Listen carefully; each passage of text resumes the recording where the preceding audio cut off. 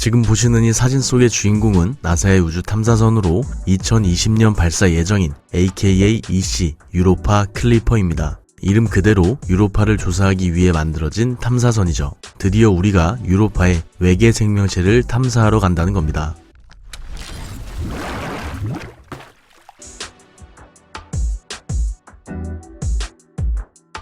유로파는 목성의 위성으로 이 위성의 내부에는 바다가 존재하는 것으로 밝혀졌습니다. 지금 보시는 사진은 허블 망원경이 촬영한 유로파의 사진인데요. 여기 하얀색으로 표시한 부분은 유로파고요. 빨간색으로 표시한 부분은 각각 산소와 수소입니다. 단순하게 유로파 내부에서 외부로 방출되는 수증기가 찍힌 사진이죠. 그래서 우리는 이 사진을 통해서 유로파의 액체 상태의 물이 존재하고 있다는 것을 확인할 수 있었습니다. 그리고 이렇게 액체 상태의 물이 있다는 건 유로파 내부에 원시 생명체나 수중 생명체가 있다는 걸 암시하죠. 물론 액체 상태의 물이 존재하는 것만으로 이곳에 생명체가 있다고 단정짓기는 어렵습니다. 실제로 생명체의 존재를 확인하기 위해서는 유로파 표면이나 내부에서 아미노산이 발견되어야 하기 때문이죠. 아미노산은 단백질을 구성하는 물질로 어떤 행성에서 아미노산이 발견되었다는 건 이 행성에 생명체가 살았거나 살고 있다는 증거가 됩니다. 그래서 유로파에서 아미노산을 찾기만 하면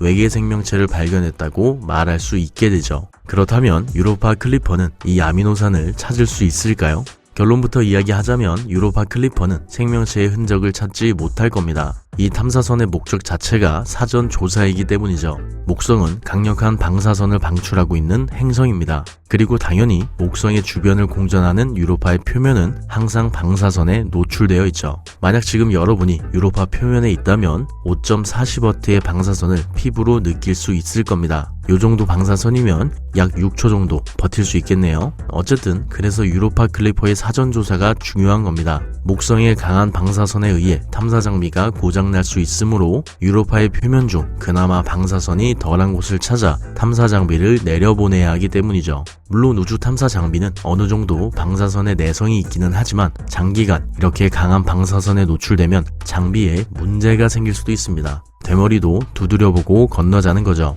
유로파 클리퍼 역시 탐사선의 안전을 위해서 유로파의 궤도를 직접 돌지 않고 근접 통과를 이용해 조사를 하게 됩니다. 하지만 진짜 문제는 다른 데 있죠. 바로 아미노산이 방사선에 쉽게 파괴된다는 겁니다. 그래서 우리가 사전 조사 없이 약간 급발진 느낌으로 탐사 로봇을 유로파에 때려 박는다면 아미노산을 찾을 가능성은 거의 없다고 말할 수 있죠. 물론 유로파의 표면에서 아미노산을 찾지 않고 유로파 내부에서 생명체를 찾는 방법도 존재합니다만 유로파의 얼음 두께가 최소 10에서 30km인 걸 고려하면 얼음층이 가장 얇은 곳을 찾아서 탐사선을 착륙시켜야 하죠. 그렇다면 우리는 언제쯤 유로파의 생명체를 볼 수 있을까요? 구체적인 계획을 가지고 있는 탐사 로봇이 있습니다. 바로 브루이라고 불리는 수중 로버인데요.